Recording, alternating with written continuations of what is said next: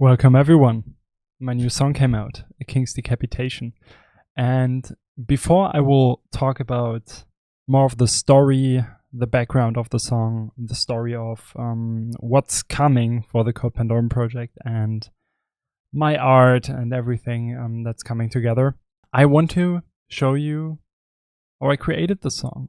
I want to show you how I built this, what the parts of the song are, and what kind of mess this project was to do. To give you a little inside information first, check out the song, that's for sure. Link is in the description. It's called The King's Decapitation by me, Pandorum. It has a music video that will be linked in this video, hopefully. Maybe there, maybe at the end of the video. I don't know how YouTube works. This was a song that has been in the stove for a while now. I told you I was working with Buster Odihome from Humanity's Last Breath, Vidyata, Throne, etc., etc.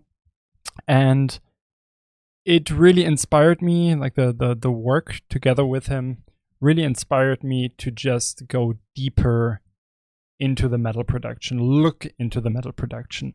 So this project was the first song where I finally decided, okay, I want my own vocals on this. I want my own production on this. I want my own guitars on this. The guitars on this one are synthesized. I can give that away, first of all. And from there, I want to build the next chapter of this project. From there, I want to build the new phase, and I want to include vocals a lot more. I want to include just more of myself in the music. Because to me, the Pandorum project always has been quite personal, but I never was able to put my own vocals in it. And I was learning and experimenting with vocals for a long time now. And I finally decided, okay, I will record my own stuff. I will try to mess around with it, and I will see how far I can push myself and how well I can be myself with the music, if that makes sense. Let me know in the comments if you checked the song. Let me know how you find the song, what you think about it. I'm checking all the comments. And then I would say let's dive right into the song breakdown, the production breakdown. So that's the screen for us. That's the screen we want to look at now. And of course, the whole thing for me started with the atmosphere. I wanted to build a thick atmosphere from the beginning, and there's a little page that I will keep secret for myself where I find samples like this, where you can just find way better samples than Splice, but don't tell anyone. Cancel your Splice subscription and go to freesound.org. It's way better, way more experimental, and it will be way cooler. So what I did was I was just grabbing a bunch of samples that helped me to go into this kind of medieval route. I had the idea, the theme of the album and of the song in mind really early, and I knew that I want to go kind of medieval, but kind of still fantasy-esque. Not a real medieval world, but something that just happens in my mind pretty much. Like the whole world building happens here at the moment, and I just try to bring it closer to you. So what I started with is 2 samples that just layer into this nice atmosphere that you don't hear, because don't understand why though. Because I turned everything off. Okay, so we're gonna start with this little atmosphere. Nothing too special, just a little loop that I found and a little background chanting, percussion type stuff that just sets the tone pretty well. And it inspired me immediately to build a melody on this, which is this one. Just built with some strings, a contact library. Then we of course got this little crash here, another crash, or an impact. This impact is from one of my sample packs, the crash as well, I think, if I remember right. Then I also got this little texture here in the intro. Beautiful sound. And I got this little melody with a nice contact library called, check this, it is called Hearth and Hollow, and gives you incredible textures like this. Beautiful plugin. Then I think I got a resampled melody here from a guitar, because I wanted to have this little showgazy, blackgazy type atmosphere in it. We got another string ensemble here, I guess. Oh no, it's just It's the guitar already, okay. And we got another thing going on, which is just like a bit more of a rising string type sound. And of course the most important thing, we got the vocals, just a whispery vocal. Pretty heavily edited. And together.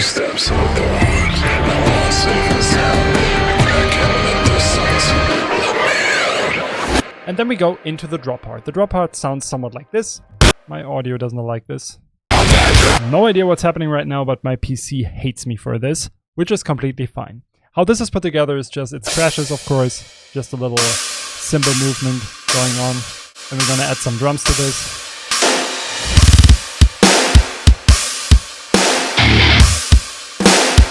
And then we're gonna add the most important part to this, which is the guitar, of course. It's layered out of a few things, like it has the guitar, obviously. Oh no, that's not the guitar.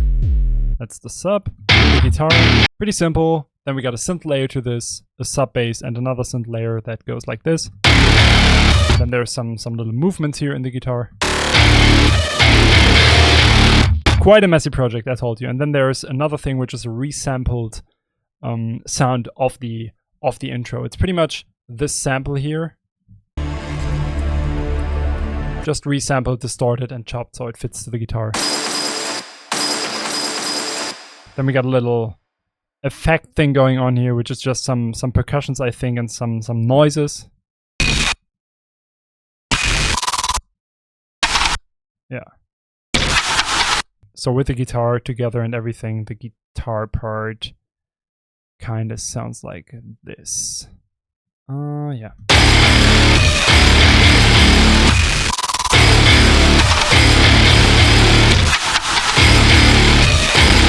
Actually sounds dope itself.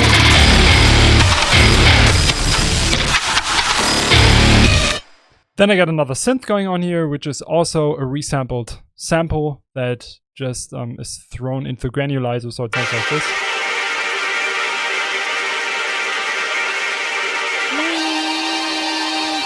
Beautiful. And of course at the end we got the vocals, a few layers, just a little bit of editing, a little bit of distortion on it, and we are good to go. Blood running down from the throat of a king, tied up and captured by demons within. Hopeless, coded, shattered from torment, roots of the vessel forming our sing. Then we go to the breakdown section before the first actual drop. We got the metal part, and my idea was always to kind of combine the metal part and the drop. I don't want to have a metal song with a dubstep drop in it. I don't want to have a dubstep song with just a metal section in it or whatever. I want to combine it. I want to have both tied together, and I think that has not been done that well so far. And I think I did pretty well. We got the theme of the intro going on again. That's playing through the whole song pretty much. Just like this again. And then we got a cymbal, just a little. And we got another sample that I found on freesound.org, which really inspired me. But I think it's like twisted pretty hard. Yeah, it's pitched down like crazy. It has a bunch of effects on it. Layer is probably the best reverb plugin. One thing I can't show you actually is the effects that I have on the guitar. The guitar is like this. The guitar has 3 layers, I think. Yes, it's 3 layers, 2 of Odin, 1 bass layer. And the effects are somewhat like this. It's just a nameless suit with a preset of mine on it and some equalizing, then it goes into a bus, and there's a true ion on it to give it some more texture, some OTTs, some Maximus for compression, and some other EQing. The power really comes from the layering. That's the important part here. Now we jump to the mid-roll section again. Sorry for jumping around, I can't do these videos cohesively. We got an impact, we got a reverse, we got another impact, just some effects shenanigans. Then of course we have another heavily distorted vocal here. Blood from the throat of a king. It's not that heavily distorted, it's actually not too many effects on it, I think. Yeah, it's just a true ion again. Where is it? Wait. Oh, there's a bit more going on. Yeah. It's mainly, and here's the thing, why there is so many effects on it is because mainly my mic is not the cleanest. I'm waiting for a new mic and I'm getting a new mic.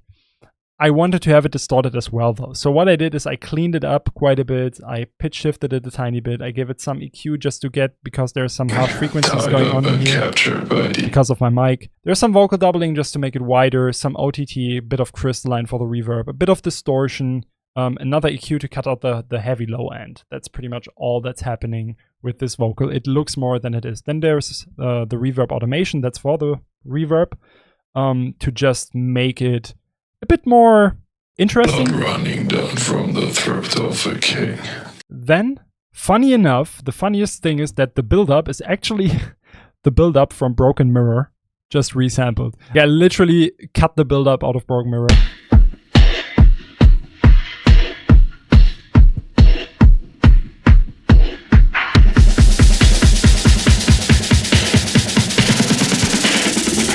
And reused it here. I do that a lot. And then we got another string layer going on, just the contact library again. And of course, the most important thing to kind of connect it, and it's a pretty simple thing, it's the guitar.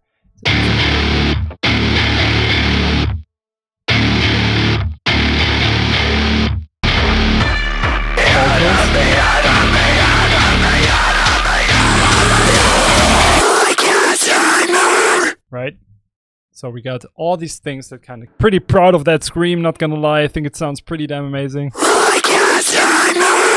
Love how it sounds.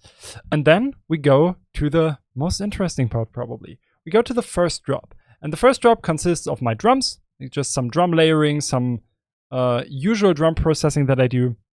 If you want to know how I do my drum processing, stay tuned. I will do some specific videos for that in the future. And we got another snare going on, just a transient, the weird ass layer, and yeah, 2 of those kicks. So what happens is this. We're adding cymbals. And we go to our first bass. And the first bass is consistent out of a Serum preset, one of my own presets. You can get the preset in my store. We got a faceplate layer. And we got a bass layer, and together. And I kind of wanted to have, I think it's, it might be this.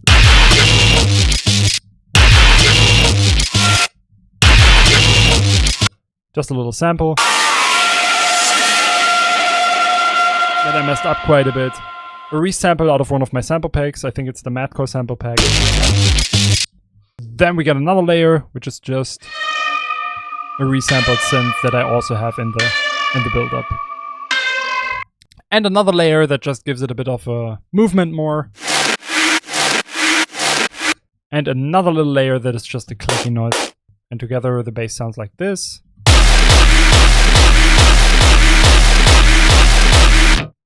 And together with everything we got.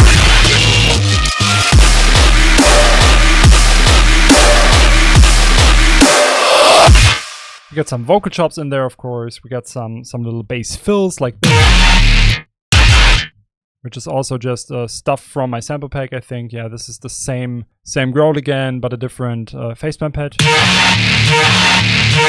These presets are all made from my faceplant pack. So you can grab the faceplant pack and these sounds will be in there, just a bit different, but you can tweak them and achieve kind of similar sounds. My Massive presets looks like this. I just like to use Massive for the sub bass. There's of course some effects also on these, just some OTT, some EQing, but I like to do most of the stuff in faceplant and in Serum, and then I like to layer my stuff a lot. Then we got a transition into the second half of the drop that kind of sounds like this. One really important thing is that this one's filtered. I really like that. Just a sample that gets filtered. There's a bit of the choir in there again. The chant. I think something is wrong with the effects on this vocal. It seems a bit loud actually, and I don't really know why. It's kind of... We got the vocals, shit ton of reverb. Kind of sounds funny like this. And then we get a few more screams. Like... Sounds so funny without context, Jesus. In the second half, we got a bit of a different sound design. I just wanted to switch up the pace a bit, just the movement.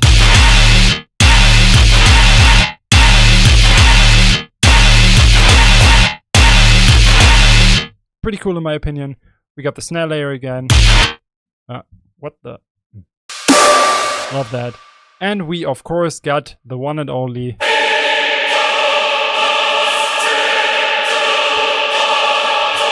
Absolutely love it.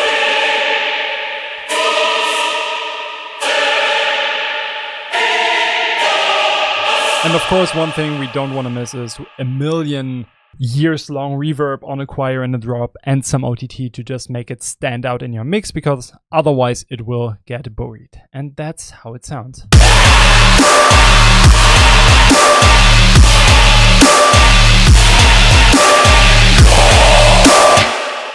Really, really like that. Now we go to the bridge. And the bridge is a part that I worked quite a bit on, because I knew that I wanted to do like a breakdown section at the end. And despite what people think about it, there's actually no BPM change in the breakdown at the end. If you look at it, the BPM stays the same. What I did was just I looked at the grid, and instead of going like on every second hit, snare, kick, I decided to just count 3 all the time. So what's happening is, okay, the kick is starting here, and then it counts to 3, and the snare comes, etc., etc. So I just shifted the time signature, and I counted backwards. So I looked how long does the transition have to be so it makes sense in the songwriting. So this is the breakdown.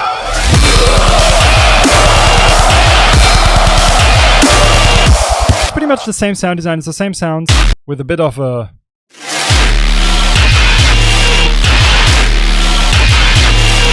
And you guys know that I love resampling and stuff. I think here it's just a different timbre. And then of course we got the main bass, which is kind of broken apart by this double pedal. Which is intentionally not sidechained because I wanted the double pedal to kind of overblow the main bass at certain points. We got the vocals on it again and everything. And let's jump back to the bridge.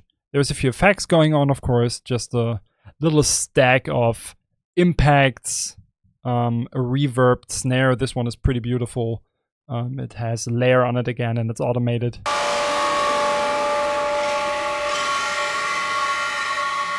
And this gives the atmosphere. Without layer, it sounds just like this.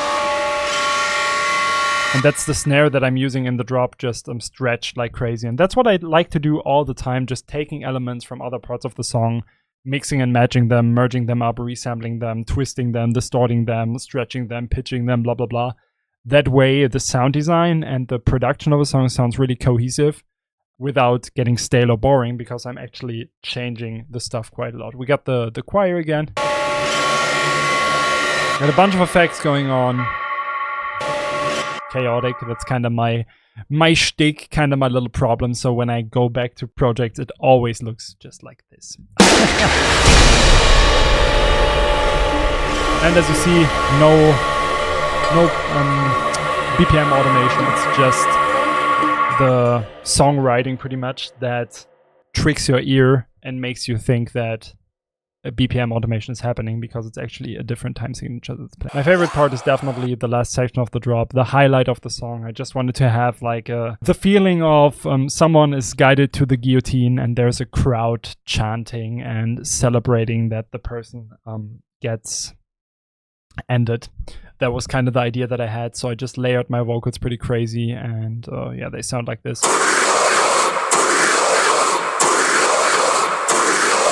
Then higher layers coming in. A lot of distortion, a lot of layering, just to make it really, really, really overblown. There's another synth in here. Just a resampled string.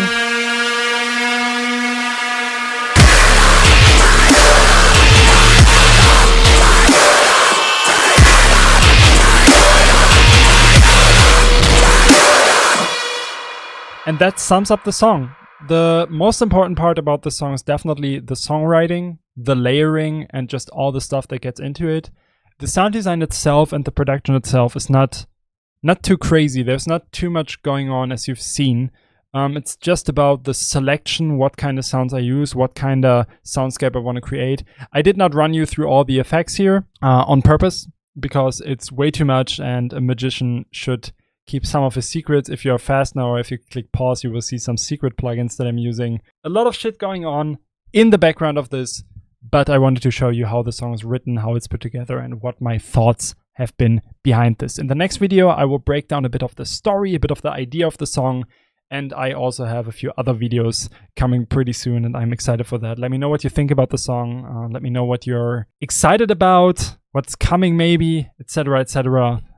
Thank you for watching. I hope this was somewhat insightful and you get something out of it. Maybe there will be a one-take vocal video. That's one thing I'm debating at the moment. So let me know in the comments if that would be something that you're interested in. Thank you so much. See you in the next video. Peace.